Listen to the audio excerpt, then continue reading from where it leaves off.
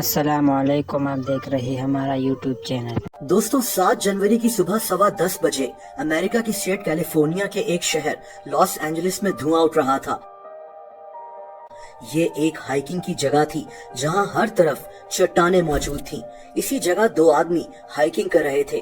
ان کی نظر اسی دھوئیں پر پڑی اور انہوں نے پولیس کو کال کر دی۔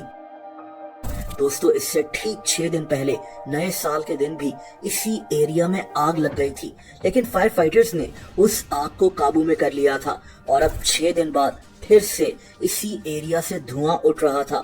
لیکن اس وقت کون جانتا تھا کہ یہ امریکہ کی تاریخ کے بدترین ڈیزاسٹرز میں سے ایک ہوگا۔ دوستو یہ چھوٹی سی آگ کی چنگاری دیکھتے ہی دیکھتے ہر جگہ پھیلنا شروع ہو گئی۔ صرف 20 منٹ میں یہ آگ 200 ایکڑ کی جگہ تک پھیل چکی تھی۔ ایک جگہ پیلیسیڈ سے یہ آگ پھیلتی ہوئی ایک دوسری جگہ سنسٹ ایریا میں پہنچ گئی اور گھروں کو، عمارتوں کو اپنی لپیٹ میں لیتے ہوئے آگے بڑھتی گئی۔ دوستو اس وقت ہزاروں فائر فائٹرز، 1000 سے زیادہ فائر بریگیڈ کی گاڑیاں، 31 ہیلی کاپٹرز اور جہاز تک اس آگ پر پانی گرا رہے تھے، لیکن یہ آگ قابو میں نہیں آ رہی تھی۔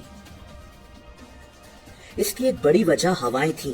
ان ہواؤں کو سینٹا اینا ونڈز کہا جاتا ہے۔ اس جگہ یہ ہوائیں 60 میل پر آور کی سپیڈ سے چل رہی تھیں۔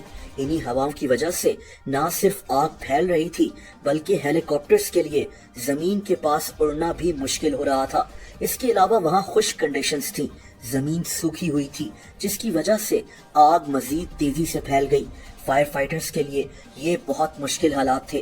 ان کے پاس پانی کا پریشر بھی کم تھا اور یہ آگ دیکھتے ہی دیکھتے اتنی پھیل گئی تھی کہ پانی بھی کم پڑنا شروع ہو گیا۔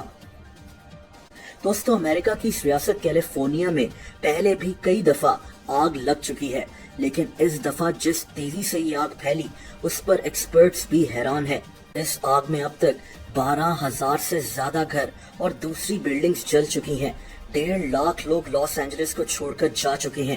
امریکہ کی اکانومی کو تقریباً 150 ارب ڈالرز کا نقصان ہو سکتا ہے، لیکن ابھی تک یہ پتہ نہیں لگ رہا کہ اس آگ کے لگنے کی اصل وجہ کیا ہے، لیکن اس کی کچھ ریزنز ہیں جو سمجھ میں آ رہی ہیں۔ اب وہ ڈسکس کرتے ہیں۔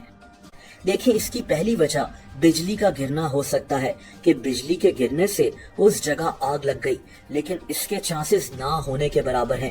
اس کی دوسری وجہ یہ ہو سکتی ہے کہ کسی نے جان بوجھ کر اس جگہ آگ لگا دی ہو۔ اس کی تیسری وجہ یہ بھی ہو سکتی ہے کہ کسی بجلی کی لائن یا پول میں آگ لگ گئی ہو، اور ایک اور وجہ یہ بھی ہو سکتی ہے کہ اس آگ کے لگنے سے 6 دن پہلے نیو ایئر کے دن جو آگ لگی ہوئی تھی وہ آگ پھر سے جل گئی ہو۔ وہاں شدید ہوائیں چل رہی تھیں اور ایسے موسم میں یہ ممکن ہے۔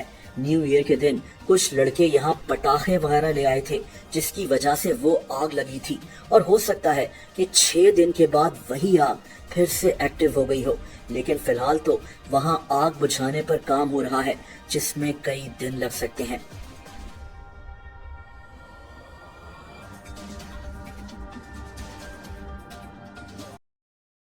دوستو اگر آپ مجھے انسٹاگرام پر فالو کرنا چاہیں تو اس کا لنک نیچے ڈسکرپشن میں موجود ہے۔